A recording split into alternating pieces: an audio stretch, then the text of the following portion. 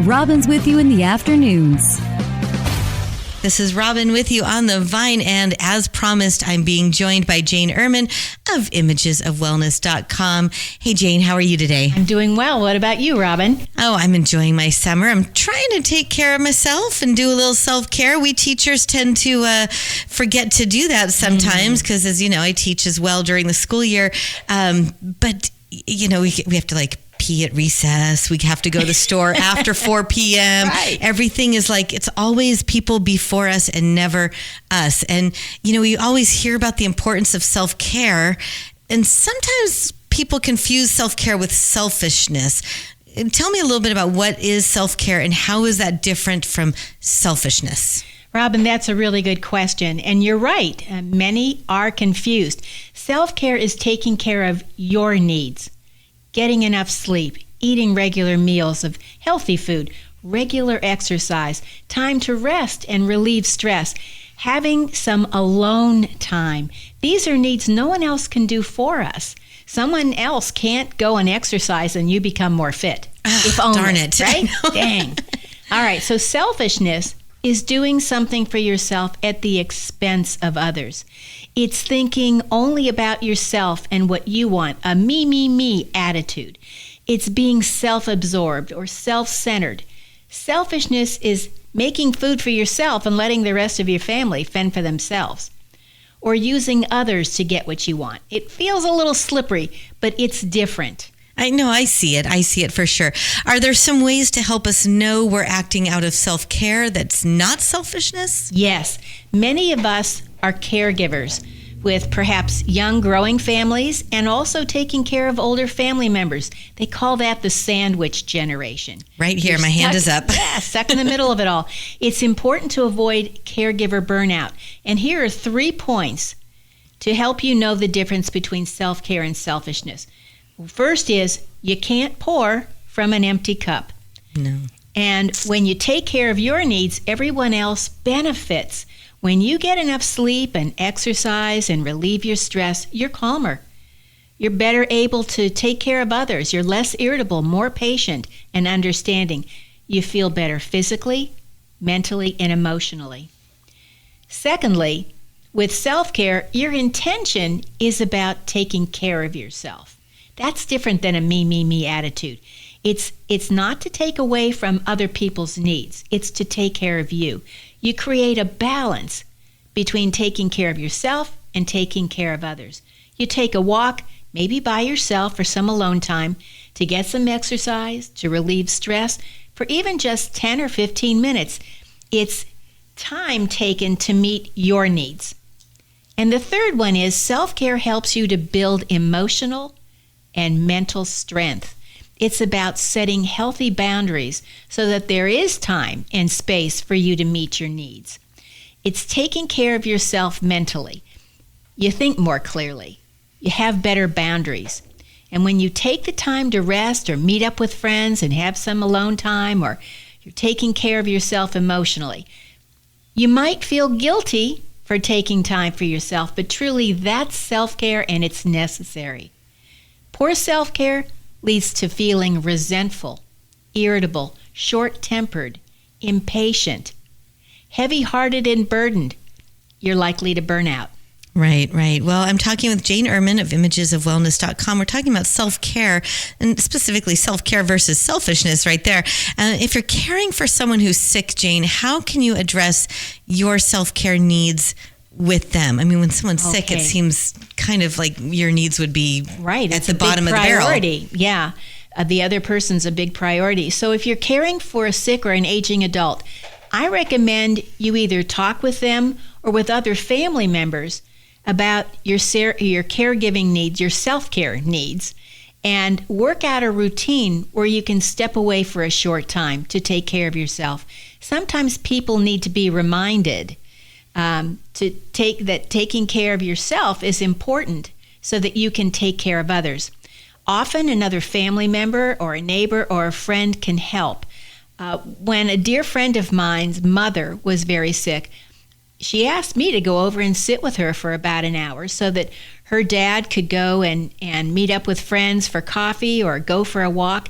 And sometimes you just have to ask someone to do that, and they'll do it for you. They usually will, and yet you're right. We always feel guilty about that, and I know that I would do that for any friend who asks, so why don't we do that? Sure. Why do we feel guilty about taking care of ourselves? Well, there's a great question. As children, most of us were praised or given a reward for helping others. And when we helped around the house or helped someone, we were told we were a big helper, a good helper. We're such a good boy or girl, or, oh, you make me so happy.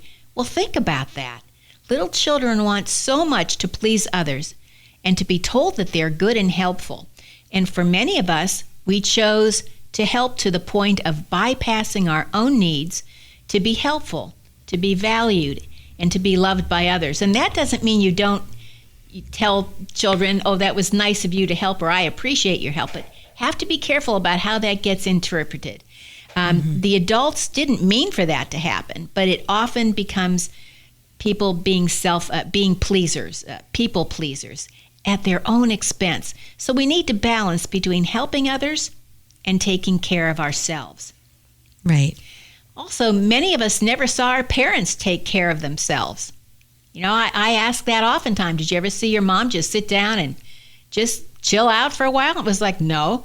So they were always doing for others. So the messages we may have received were to take care of others. That's what's important. That's what's valued. So how can we help our children to be better at self-care? I always try to instill that in my daughters, and now that they're 21 and 24, I'm certainly hoping that they're doing that. But what would I have done Okay.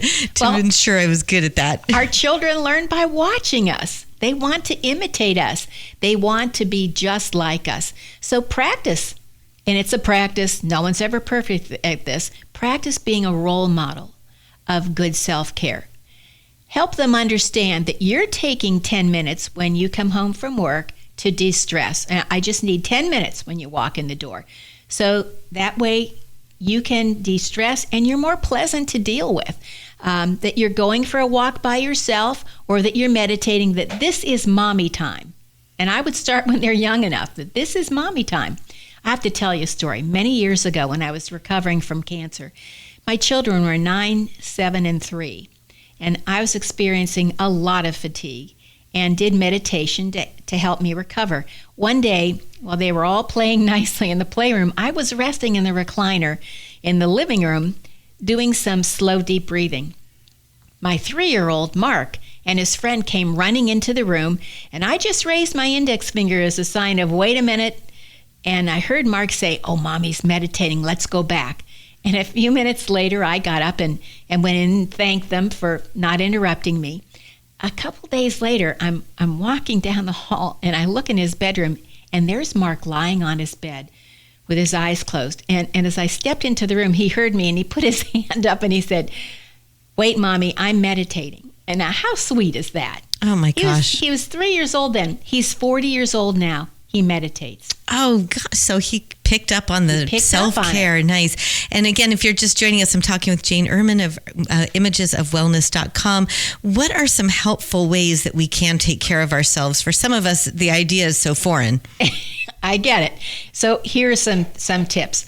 Stop being a people pleaser. That doesn't mean you don't do things for others, but you do them because it is what you're okay with doing. So pay attention to what drives you to do something. Is it because you really want to do it, or because you feel obligated, that I should do it kind of energy, which frankly is quite heavy?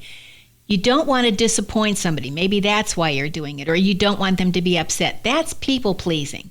So another one is to speak your truth. Say yes when you're okay with something. Say no when you're not. You know what's right for you. You can feel that inside yourself right away. That's called good boundaries. Another one is speak kindly about yourself. How many times do we berate ourselves? Oh, I'm such an idiot, right? That's terrible. Would you say that to your best friend? No, you wouldn't have any. No. Right. I never would, but you're right. We self-talk. Yeah. Not always the kindest. Pretty nasty. So treat yourself the way you would treat your best friend. Forgive yourself for mistakes. Learn from them and move on. That's good self-care. Let go of what you can't control. Other people's behaviors, their actions.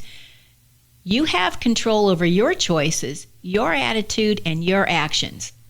You know, Mel Robbins has this book out about let them. Right. Isn't that the truth? I'm in the middle of reading it. Other people are going to do their thing. Let them. You don't need to be in charge of all of it. Make time for good sleep, for good food and relaxation, time with friends, time to play. You won't find time. People say, oh, I can't find time. It won't just show up for you. No, you have to make it. You have to make time. Do what brings you joy and happiness. Move your body daily. Motion is lotion to our muscles and joints. Make time to meditate or even simply practice slow, deep breathing for a couple of minutes. You don't have to do it for 20 minutes. Just a couple of minutes makes a difference. Step away from drama and negativity. You know who those people are, and they're energy drainers. Right. That is a lot of information. What would you say the key points you want us to remember? I do personally love that you mentioned about how it's so difficult when you have young kids. And I've mentioned before, mine are grown up now, but I'm getting better at the self-care. But when they were little, gosh, that resonated with me. I always felt so guilty if there was laundry to be done or toys to be put away or even kids to be played with. I would feel so guilty sitting there with a book or going for a walk or purposely going to Target by myself to just to wander get out of the around. house. Yes. So what are some key points you want us to remember? Robin, I think a key point is there's always going to be laundry to do and dishes on the counter and toys to be picked up. Make time for yourself. Self-care is about meeting your needs for you to be well. That's important. We function better and we're better able to help others when we take care of ourselves. It's like being in a plane and the oxygen comes down. You better put it on yourself before you try to put it on somebody else or you'll pass out. Children learn from us. So, take the time to take care of yourself and be a role model of good self-care. And self-care is a practice. Just keep practicing. Oh, great points. Well, Jane, I hate to say it, but this is our last Wellness Wednesday together, and Yes. I've certainly enjoyed these. I've enjoyed it too. I've enjoyed talking with you, and I've enjoyed connecting with people in the community with some ideas for their own wellness. Yeah, well, thank you so much for sharing so many helpful tips with us. And I want everyone to remember, for more information about Jane and her services, you can always go to imagesofwellness.com. Thanks so much for being part of these sessions with me. 99.3 The Vine. Live it up.